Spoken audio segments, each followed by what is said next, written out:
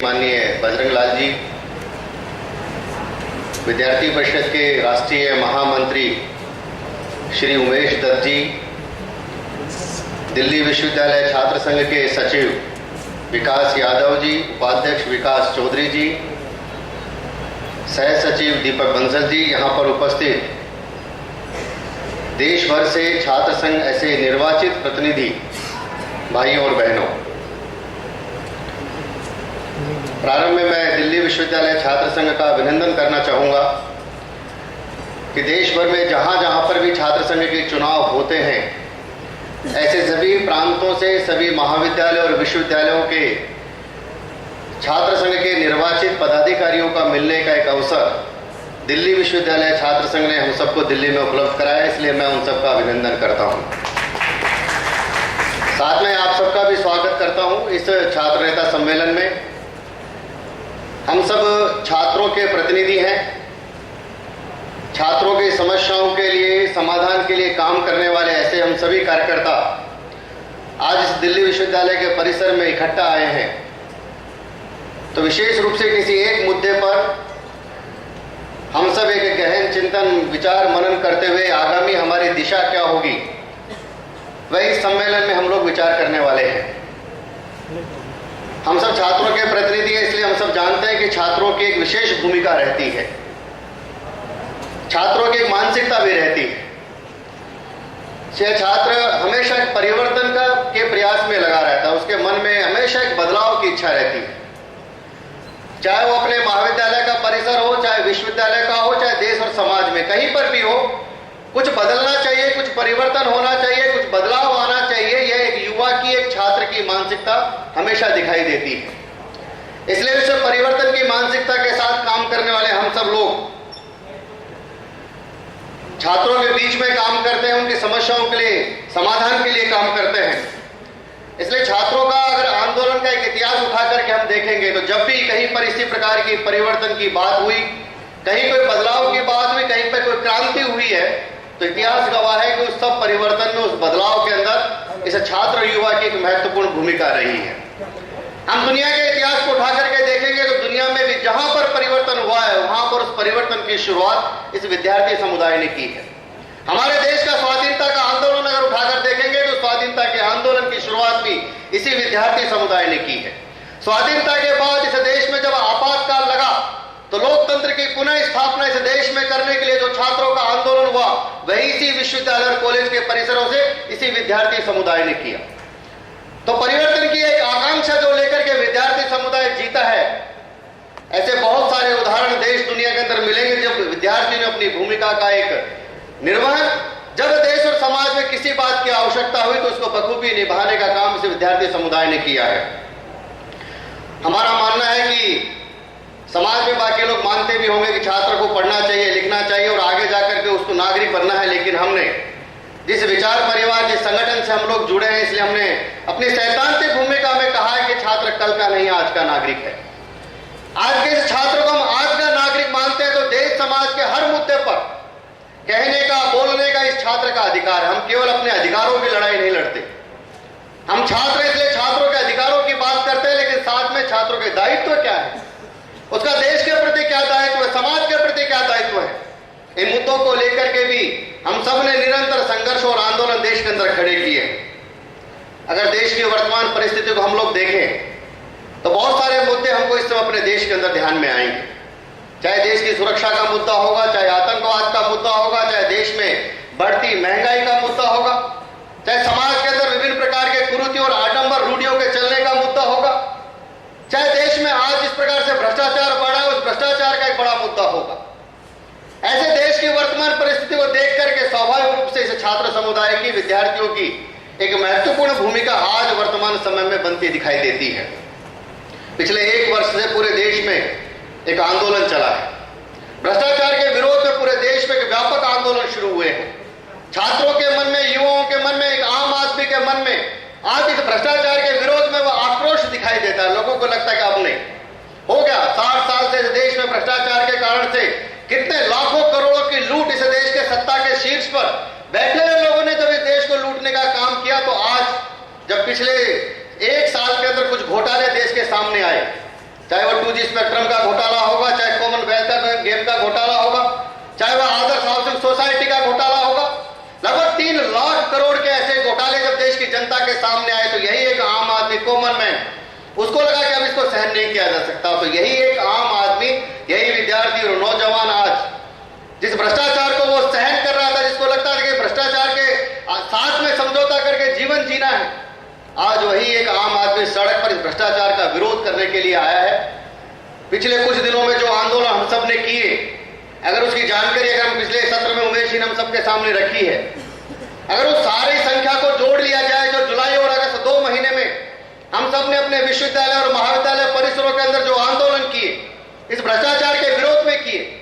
लगभग 20 लाख विद्यार्थी इस आंदोलन के विरोध में, इस आंदोलन के समर्थन में और भ्रष्टाचार के विरोध में सड़कों पर उतर करके आया।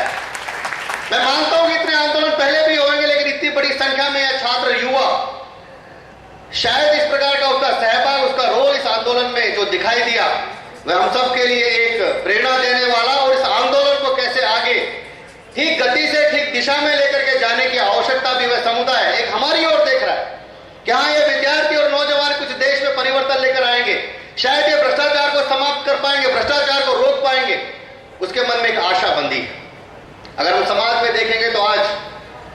जो हमारे समाज में एक राजनीतिक जिस प्रकार का वातावरण है, उसमें राजनेताओं के प्रति एक अविश्वास का वातावरण आज समाज में दिखाई देता है। हमारी व्यवस्थाओं के प्रति एक निराशा का भाव दिखाई देता है। लोगों को लगता है कि शायद यह परिवर्तन इस देश में नहीं होगा, लेकिन छात्र और युवाओं के इस आंदोलन के कारण से आज वह एक आशा इस समाज में, एक आम आदमी के मन में, जो एक कॉमन मैन गांव के किसी दूर कोने में जाकर के बैठा और आशा लगाए बैठा है कि कभी उसके जीवन में इस प्रकार का कुछ परिवर्तन आएगा, शायद उस एक कॉमन मैन, एक आम आदमी की उस परिवर्तन की इच्छा पूरी करने के लिए विद्यार्थी परिषद की पहल पर पिछली 12 मई को इस भ्रष्टाचार के विरोध में चलने वाले आंदोलन को और अधिक गति देने के लिए और इसका स्वरूप व्यापक करने के लिए, इस आंदोलन का अधिक विस्तार करने के लिए एक फोरम, एक मंच की स्थापना विद्यार्थी परिषद की पहल पर इसी दिल्ली शहर के मावलंकर हॉल में 12 मई को हुई। यूथ अगेंस्ट करप्शन यह फोरम विद्यार्थी परिषद की पहल पर बना। पूरे देश में यह फोरम आने वाले 1 महीने के अंदर सभी प्रांतों में आज इस फोरम की स्टेट की कोऑर्डिनेशन कमेटी और लगभग 500 जिले तक यह यूथ अगेंस्ट करप्शन का अपना फोरम विधिवत रूप से काम कर रहा है। ऐसे हजारों लाखों युवक जो भ्रष्टाचार के विरोध में काम करना चाहते हैं, वो इस फोरम के साथ में जुड़े हैं। युवाओं के साथ साथ समाज के और भी विभिन्न वर्गों के लोग, डॉक्टर्स हैं, इंजीनियर्स हैं, एडवोकेट्स हैं, पत्रकार हैं, व्यापारी हैं, उद्योगपति हैं, युवा नेता, एनजीओ चलाने वाले लोग हैं। अनुभव ऐसा रहा कि इन 3-4 महीनों के अंदर बड़ी संख्या के अंदर समाज के विभिन्न वर्गों के लोग भी इस यूथ अगेंस्ट करप्शन के साथ में जुड़े हैं और यह आंदोलन धीरे धीरे देश में एक प्रभावी रूप से बने, इस प्रकार का प्रयास यूथ अगेंस्ट करप्शन इस फोरम के माध्यम से पूरे देश में करने का एक प्रयास हम लोगों ने किया है। यह देश में अपने अगर हम देखेंगे तो बहुत सारे आंदोलन इन दिनों चल रहे हैं। यूथ अगेंस्ट करप्शन आंदोलनों की भीड़ के अंदर कोई एक आंदोलन नहीं है। इस यूथ अगेंस्ट करप्शन के कुछ अलग मायने हैं। इसका एक अलग प्रकार का महत्व है क्योंकि यूथ अगेंस्ट करप्शन ये युवाओं का फोरम है और जैसा मैंने कहा कि परिवर्तन लाना और बदलाव लाना है तो उसमें छात्र युवा की महत्वपूर्ण भूमिका है और जितने भी परिवर्तन में ये छात्र लेकर के आए तो अभी भी अगर भ्रष्टाचार के विरोध में प्रभावी आंदोलन देश में चलना है तो उसमें छात्र युवा की भूमिका को देखते हुए एक विशेष प्रकार का युवाओं का आंदोलन देश में खड़ा हो, इसलिए एक अलग प्रकार के मायने इस यूथ अगेंस्ट करप्शन के फोरम में है। हम देखेंगे तो आज इस फोरम के साथ में ऐसे युवाओं के सभी प्रकार के तबके, समाज के सब लोग इस आंदोलन के साथ में जुड़े, कोई विशेष तबके के लोग इस आंदोलन में नहीं है, सभी प्रकार के लोग इस आंदोलन में जुड़े। जो यूथ अगेंस्ट करप्शन के माध्यम से आंदोलन चला है उसका नेतृत्व करने वाले लोग किसी विशेष उद्देश्य को लेकर के आंदोलन नहीं कर रहे, उनका कोई स्वार्थ नहीं, अपना स्वार्थ न होते हुए से यह आंदोलन देश के लिए, जो हम कहते हैं कि यूथ अगेंस्ट करप्शन का यह भ्रष्टाचार के विरोध में आंदोलन, यह देश के लिए और देश को सामने रख करके एक विशेष प्रकार का आंदोलन यूथ अगेंस्ट करप्शन के माध्यम से पूरे देश में हम लोगों ने शुरू किया है। यूथ अगेंस्ट करप्शन ने कुछ मुद्दे भी सबके सामने रखे। अपने यहां पर काले धन के मुद्दे को लेकर आंदोलन चल रहा है, लोकपाल बिल बनना चाहिए, इसको लेकर के आंदोलन चल रहा है। यूथ अगेंस्ट करप्शन ने भी कुछ मुद्दे, ऐसे 14 मुद्दे देश और समाज के सामने रखे हैं कि भ्रष्टाचार को अगर संपूर्ण रूप से देश में समाप्त करना है तो यही सब मुद्दों पर विचार किए बिना हम भ्रष्टाचार को रोक नहीं सकते। लोकपाल बिल बनना महत्वपूर्ण है, लोकपाल बनना चाहिए, इसका समर्थन किया कि अगर भ्रष्टाचार को रोकना है तो कठोर कानून बनना चाहिए और लोकपाल व कानून हो सकता है। लोकपाल महत्वपूर्ण है, लेकिन लोकपाल ही केवल भ्रष्टाचार को रोक पाएगा, उसी से समाधान हो जाएगा, ऐसा हमारा मानना नहीं। हमारा मानना उसके साथ साथ में जो लोग जिन्होंने भ्रष्टाचार किया है, ऐसे भ्रष्टाचारियों को सत्ता के तंत्र से बाहर करना, यह हमारा पहला उद्देश्य है। इसलिए ऐसे भ्रष्ट लोगों को एक सबक सिखाना, केवल राजनेताओं के खिलाफ यह आंदोलन नहीं है, तो राजनेताओं के साथ साथ ब्यूरोक्रेसी के लोग होंगे, मीडिया के लोग होंगे, इंडस्ट्रिस्ट होंगे, व्यापारी होंगे, समाज जीवन के जिस भी क्षेत्र में भ्रष्टाचार है, उस सभी प्रकार के भ्रष्टाचार के खिलाफ यह यूथ अगेंस्ट करप्शन का आंदोलन है। इसलिए हमने एक मुद्दा, भ्रष्टाचारियों को सत्ता के तंत्र से बाहर करेंगे। भ्रष्टाचार को रोकने के लिए कुछ कठोर कानून बनना चाहिए। इस देश का जो काला धन बड़ी संख्या के अंदर विदेशों के बैंकों में जमा है, उस काले धन को लाकर इस देश के आम गरीब आदमी के विकास के लिए क्या उसकी योजना बन सकती है, उस दिशा में काम हम लोग करेंगे। लेकिन इस सब को करते हुए जिस व्यवस्था के कारण से, जिस सिस्टम के कारण से हमारे देश में यह भ्रष्टाचार बढ़ रहा है, उस व्यवस्था के तंत्र को भी ठीक करेंगे। इसलिए हमने रिफॉर्म्स की बात भी कही है, सुधार की बात कही है, और यूथ अगेंस्ट करप्शन से आने वाले दिनों में हम लोग ऐसे 5 मुद्दों को लेकर सुधार की एक प्रक्रिया हम लोगों ने शुरू की है। हमारे यहाँ की चुनाव व्यवस्था में सुधार आना चाहिए। हमको लगता है कि अपने इलेक्शन सिस्टम के कारण से अच्छे लोग चुनाव जीत करके नहीं आ रहे, तो देश में ऐसे अपराधी और धनबल और भुजबल के आधार पर जो चुनाव जीत के आते हैं, ऐसे अपराधियों को अगर बाहर रखना है तो चुनाव की व्यवस्था में सुधार करना पड़ेगा। अच्छे लोग जीत करके आए, उस प्रकार की चुनाव व्यवस्था बनानी पड़ेगी। हमारे यहाँ की न्याय व्यवस्था, जिस न्याय व्यवस्था में आज भी एक गरीब आदमी को न्याय नहीं मिलता, हमारे यहाँ पर पारदर्शिता नहीं है, उस न्याय व्यवस्था को बदलना पड़ेगा। लोग मर जाते हैं, फैसले बाद में आते हैं, तो उसका कुछ समय बाउंड प्रोग्राम हमको बनाना पड़ेगा। तो ऐसी न्याय व्यवस्था, एक अच्छी न्याय व्यवस्था, भारतीय विचारधारा के आधार पर किस प्रकार की न्याय व्यवस्था हो सकती है, वो न्याय व्यवस्था इस देश में हमको बनानी पड़ेगी, सुधार करना पड़ेगा। हमको लगता है कि हमारे प्रशासनिक व्यवस्था में कुछ कमियां हैं, जिसके कारण से भ्रष्टाचार बढ़ता है, तो उस प्रशासनिक व्यवस्था में सुधार करना पड़ेगा। हमारे यहाँ का पुलिस कानून ऐसा है जो आम आदमी को राहत नहीं देता, उल्टे आम आदमी को तकलीफ देने वाला है, तो उस पुलिस कानून को बदलना पड़ेगा। हमारे यहाँ की शिक्षा व्यवस्था जो आम युवाओं को संस्कार और रोजगार नहीं दे सकती, ऐसी शिक्षा को भारतीयकरण करना पड़ेगा। तो ऐसे इन 5 मुद्दों को लेकर यूथ अगेंस्ट करप्शन की ओर से 5 स्थानों पर अलग अलग ऐसी कुछ सब कमेटियों के माध्यम से इन 5 में रिफॉर्म्स की बात भी हमने शुरू की है। केवल भ्रष्टाचार का विरोध करने के लिए विरोध नहीं, इसलिए हमने पहले दिन कहा कि यूथ अगेंस्ट करप्शन ये जो फोरम है, ए फाइट फॉर सॉल्यूशन, यानी हम लड़ाई कर रहे हैं लेकिन समाधान के साथ कर रहे हैं, केवल विरोध करने के लिए विरोध नहीं कर रहे, या केवल हमारा कोई पॉलिटिकल एजेंडा नहीं है। इसलिए इस देश में, समाज में जिस प्रकार की व्यवस्था का निर्माण हम करना चाहते हैं, उस प्रकार के भ्रष्टाचार की सब बातों को हम रोक सके, यह प्रयास यूथ अगेंस्ट करप्शन के फोरम से पूरे देश में हम लोगों ने प्रारंभ किया है। हम सब छात्र नेता आज इस सम्मेलन में यहाँ पर आए हैं, और जैसा मैंने पहले कहा कि हमारी एक भूमिका है, देश में जो एक आंदोलन चल रहा है, भ्रष्टाचार के विरोध में जो आंदोलन चल रहा है, उस सारे आंदोलन में हम सब मिलकर के कैसे इस आंदोलन को और अधिक तेज गति से चला सकते हैं। और हमारी जो एक भूमिका है कि ये जो युद्ध का युद्ध भी चल रहा है, भ्रष्टाचार के खिलाफ जो युद्ध है, हम केवल उसके एक दर्शक ना बने, दर्शक के बजाय इस क्रांति के एक सैनिक बनकर एक जो हमारी भूमिका है, एक वाचडॉग की, एक दंड शक्ति की जो समाज में हमारी भूमिका है, हम सब छात्र नेता, निर्वाचित प्रतिनिधि